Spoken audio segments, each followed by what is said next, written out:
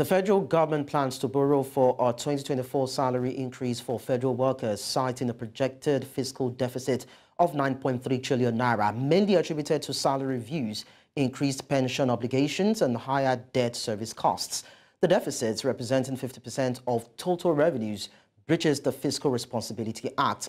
And despite a rising deficit on borrowing, capital expenditure lags behind, raising concerns from analysts that has to do with budgets, who advocate for realignment, favouring infrastructure spending to stimulate economic development. So this morning, Vahyala Kwaga, senior researcher and policy analyst from BudgIT, joins me this morning to help us understand the rationale behind what the federal government is trying to do. Vahyala, it's nice to have you around. Thank you so much for having me, Lekan. Now, let's begin with the major figures of the proposed 2024 appropriation bill. Estimated total expenditure is 27.5 trillion naira. Deficit is 9 trillion naira. Revenue is 18 trillion naira, and debt servicing is expected to go up about 45% of that total amount. Now, it actually puts it at about 8.9 trillion naira. Is this budget of renewed hope inspiring to you? I mean, I have to be honest and say that it's not very inspiring looking at Nigeria's past performance in terms of budget implementation. As the saying goes, the proof of the pudding is in the eating. And for budgets in particular, the proof of their implementation is in their performance. And more so, we have a tradition in Nigeria when it comes to our budgeting, to the effect that our expenditure projections are often always exceeded, while our revenue projections are always, undermet. We constantly miss the revenue projections. In fact, since 2015, we have never gotten up to 70% of our revenue projections. So despite the fact that this budget seems larger in size, if you were to calculate it numbers for numbers, I think it's about 10%, 10.8%, 10.5% larger than 2023. That does not include the supplementary budget, however. But if you correct for inflation, you will see that if you correct for inflation and exchange rate depreciation, the 2024 budget is less than the 2023 budget in real terms. Now, I need Nigerians to understand that point very, very seriously. The 2024 budget, when you correct for how devalued the currency is, through inflation and exchange rate depreciation, moving from 400 naira official rate to around 700 naira official rate, Nigerians need to understand that we're actually spending less because our currency is actually valued much less. Well, I guess not many people actually understand that particular calculation because, of course, we know that it was increased by 7 trillion naira. That is looking at the 2023 budget as this 2024 budget. But then let's look at this. Now, the administration has actually sought to reduce the deficit to GDP, but it's still overshot the recommended 3% in the Fiscal Responsibility Act of 2007. So why is it important to keep the deficit to GDP at that figure? So it's important in one major respect. When you are spending more when you are spending more and earning less, it means you will eventually have to pay back more and more. If you bring into consideration the effects of inflation and global credit crunches, supply chain, logistics chain crunches, and you also look at exchange rate depreciation, which has really battered the naira a lot. In the coming years, things will actually get progressively worse. Now, we try to let Nigerians know that budgets are just numbers, budgets are just projections, but the key thing is the public financial management. How well is the government handling the implementation of its expenditure? How well is the government handling growing and raising of revenue? And why even peg that, to gross domestic product? It's to give us a sense of how big our deficit is compared to the size of our economy. Now, to some extent, those numbers are somewhat arbitrary because I even personally have, some concerns with gross domestic product as a measure of economic performance, simply because Nigeria is not really a high manufacturing economy. It's a good measure for, the developed nations, the France, the Germanys, the Japans, the United States, and Canadas of this world. But for developed nations like Nigeria that are still struggling to move out of, an agrarian economy, a light manufacturing economy, it's difficult, to see GDP as an accurate measurement. What I would like to see deficit as, or what I'd like to see deficit measured against, is budget size and previous deficit size. Those would really bring into perspective the sheer problems that we are battling with in terms of our increasing expenditure. And if I may break that down a bit for Nigerians, I'd also like us to be aware of the fact that our recurrent expenditure has actually been growing. Since 2015, recurrent expenditure has been growing at an arithmetic progression, while capital expenditure has relatively remained stable. It's grown by about 500 billion. Vahyala, I'm sorry to cut in at this particular point. The conversation is actually getting interesting, but then let's just have you pause on that particular thought. We'll go on a short break, and when we return, then you can continue with the conclusion of that summation. Just stay with us. We'll be back in a bit.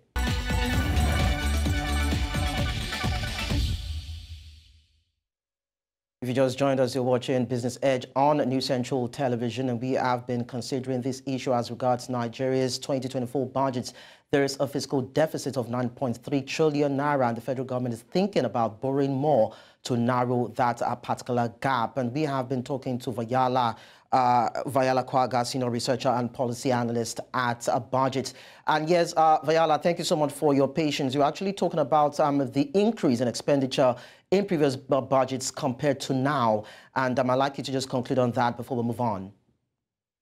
Yeah, so the point really is that we are spending more on recurrent expenditure, which is going to payment of salaries, and we are spending more on overheads, which is going to payment for utilities and rates. Meanwhile, capital expenditure, the component that is supposed to improve the performance or structure of the economy, has been relatively stable from 2015 till now.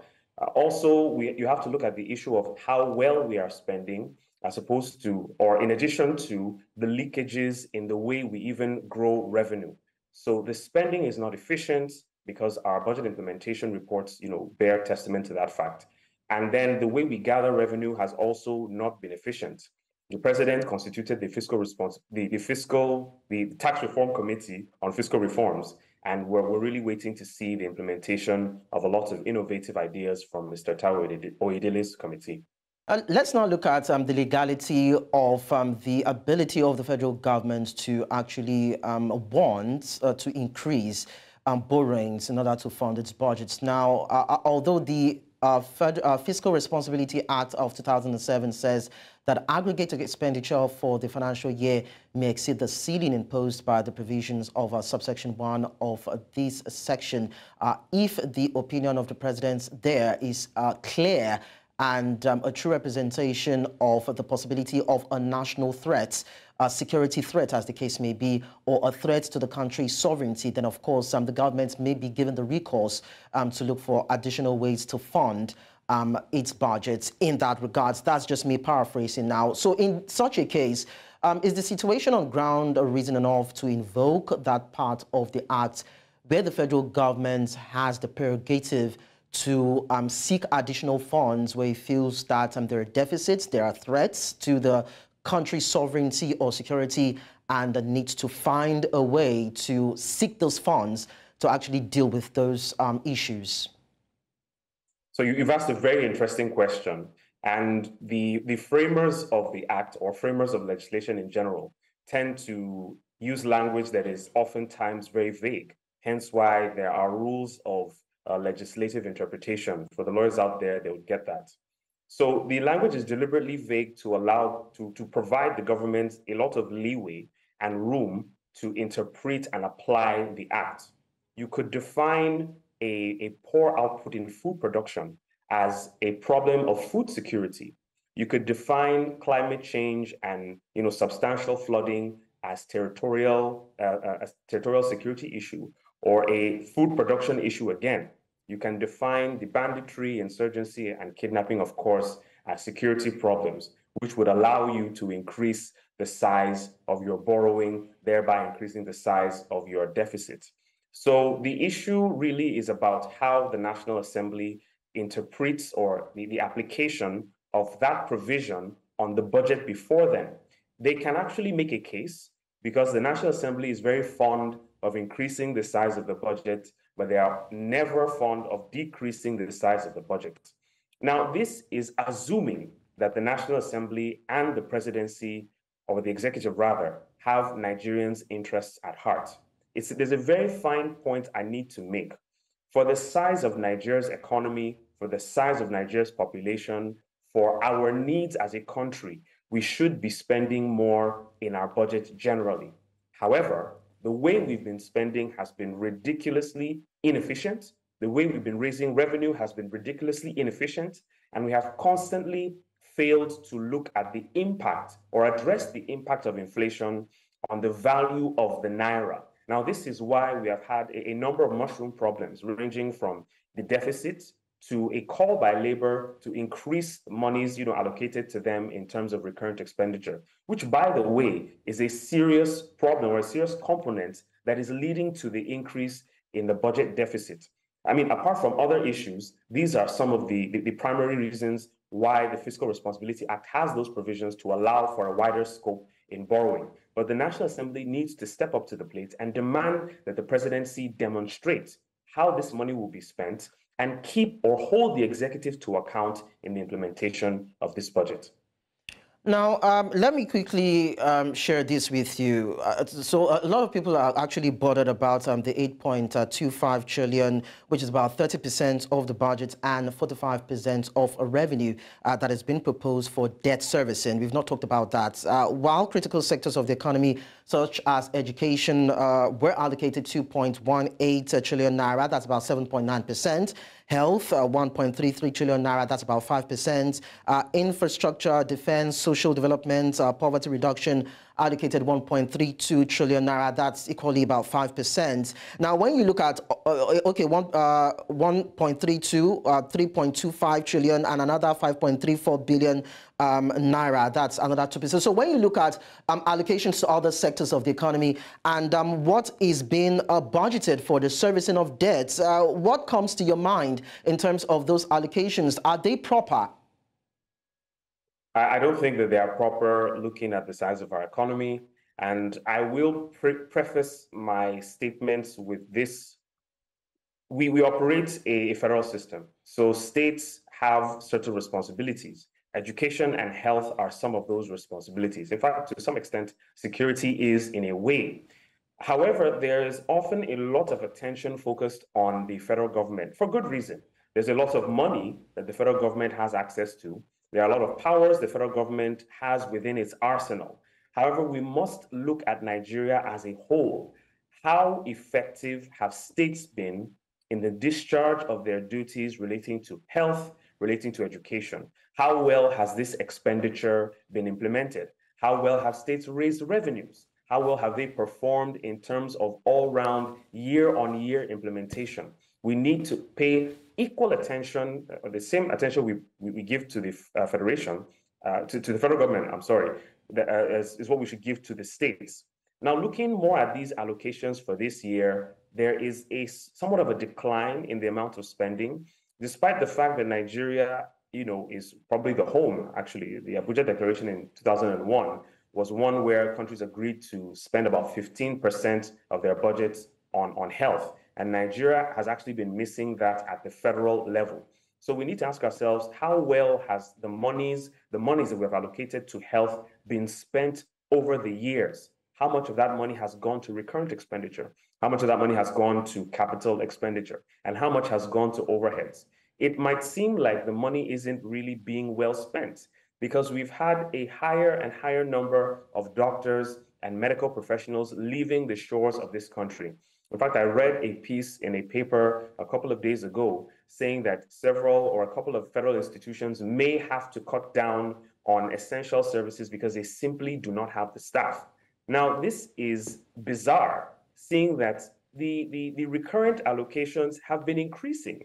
So we've been paying more on salaries. So why are doctors leaving because of salaries? It just goes to show that there's a gap in communication there's a gap in implementation that the federal government really needs to explain. Civil society, the National Assembly really has to hold the government to account on this one. Let's now quickly look at the conduits by which the federal government generates revenue. Now, we know that it's actually anchored on 4 components, which one of them has to do with the customs, company income tax, independent agencies of government and government-owned enterprises, and value-added tax. But then you discover that there are intricacies and there are shortfalls to generating revenues from these areas. Now, why is that a problem? And what can be done to improve on revenue generation or the revenue mobilization efforts of governments looking at these areas? So you asked a very, very important question. When we talk about the government not raising enough revenue, but do we really put a searchlight on those revenues? Customs and value-added tax are 2 key components for developing nations. Developed nations actually go more towards personal income tax because they are sophisticated enough, they are developed enough to understand the system and to tax efficiently. We in the developing nations focus more on these big taxes because they are easy, frankly, easy to acquire. So for the customs revenue, you notice that customs revenue has actually been performing a little bit better within the past 3 years. It's actually outperformed its projection for the 2023 budget, value-added tax as well. But these components of our revenue profile can be enhanced.